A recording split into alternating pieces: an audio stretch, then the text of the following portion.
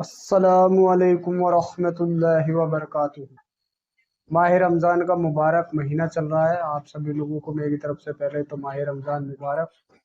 और माह रमज़ान के अंदर क्या चीज़ें करनी चाहिए और क्या नहीं करनी चाहिए, ये वीडियो उसी पर है। तो देखिए, सबसे पहले तो हमें इस चीज़ की फ़िक्र होनी चाहिए कि माह रमज़ान का ये जो मुबारक महीना है, इसके अंदर कुरान शरीफ नाजिल हुआ।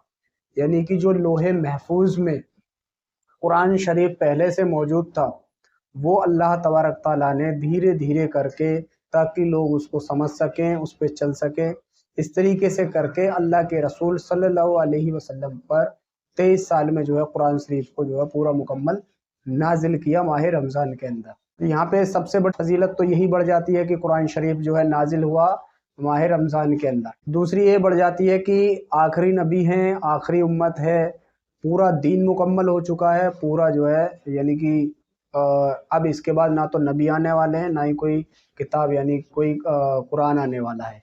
ठीक है, यहीं पे सारी चीज़ मुकम्मल हो चुकी है।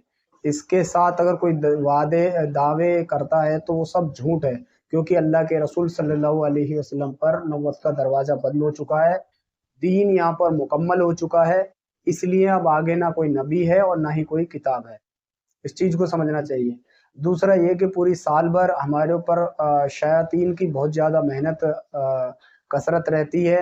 हम बहुत ज़्यादा गुनाहों में मुब्तला रहते हैं। माह रमज़ान का महीना ऐसा मुबारक महीना है कि इसमें जो है एक माहौल आपको मिल जाता है। माहौल के बकदर आप चल सकते हैं। अड़ोसी-पड़ोसी, यार दोस्त आपके देखने को मिलेंगे कि सारे के सारे माह रमज़ान के अंदर मस्जिदों की तरफ दौड़े चले जा रहे हैं। तो हम इस नेक अमल में पीछे क्यों रहें?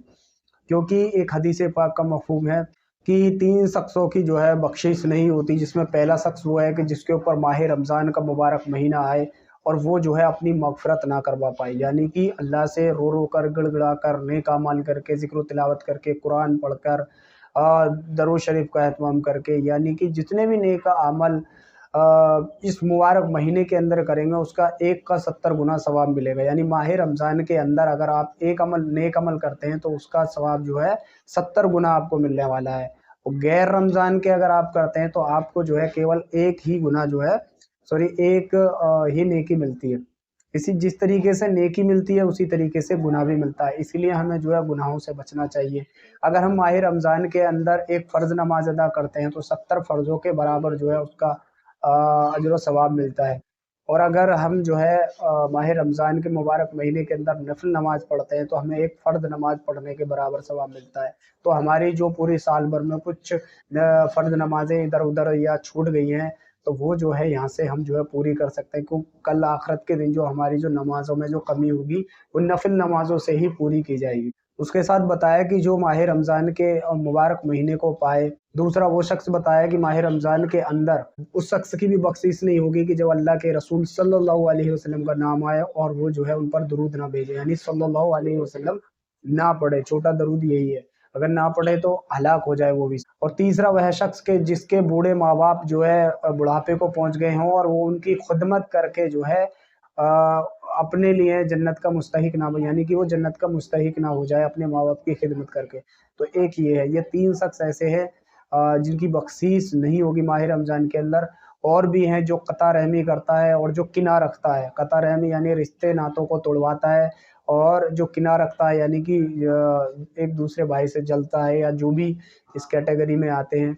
तो हमें इन सारी चीज़ों से जो है दूर रहना चाहिए, माह रमज़ान के अंदर बचना चाहिए। और बताया कि जो माह रमज़ान के अंदर किसी रोज़ेदार को इफ्तार कराए, उसका सवाब रोज़ेदार के बराबर होता है, बल्कि उसके मतलब कि सवाब में से, रोज़ेदार के सवाब में से कोई कमी भी नहीं की जाती है, और उसको भी जो है पूरा सवाब मिलता है। सहाबा इकराम रज़ियल्लाहु ताला अन्हु ने अर्ज़ किया, क्या अल्लाह के रसूल सल्लल्लाहु अलैहि वसल्लम, हम तो इसके अहल नहीं हैं, तो हम कैसे जो है किसी को रोज़ेदार का इफ्तार करा सकते हैं? तो अल्लाह के रसूल सल्लल्लाहु अलैहि वसल्लम ने फरमाया कि आप जो है एक मतलब कि एक गिलास लस्सी से, या एक गिलास पानी से, या खजूर की एक खजूर से भी जो है रोज़ा इफ्तार करा सकते हैं। पेट भर के खाना खिलाना मकसद नहीं है। और रोज़ेदार को भी ये चाहिए कि कोई रोज़ेदार मतलब दावत कर रहा है तो उसकी जो दावत को कबूल करके ये नहीं देखना चाहिए कि हमें जो है दावत में ये अच्छी-अच्छी चीज़ें मिल। तो यहाँ पे पहला जो हिस्सा होता है वो रहमत का होता है, दूसरा जो हिस्सा होता है वो मग़फ़िरत का होता है, اور تیسرا جو حصہ آخری حصہ ہوتا ہے ماہ رمضان کے اندر وہ ہوتا ہے جہنم کی آگ سے خلاصی کا۔ تو ہمیں جو ہے اللہ کی رحمت میں ہے ابھی، پھر اس کے بعد اللہ کی مغفرت ہوگی، زیادہ سے زیادہ دعائیں کا اہتمام کریں، اور اس کے بعد جو ہے آگ کی خلاصی زیادہ سے زیادہ عبادت کا جو اہتمام کریں، 5 نماز اور تراویح کا اہتمام کریں۔ بہت سے لوگ 20 رکعت اور 8 رکعت پہ جو یہاں پہ لڑتے رہتے ہیں، تو دیکھیے یہاں پہ لڑنا یہی سب سے بڑی جو مسلمانوں کی کمزوری ہے۔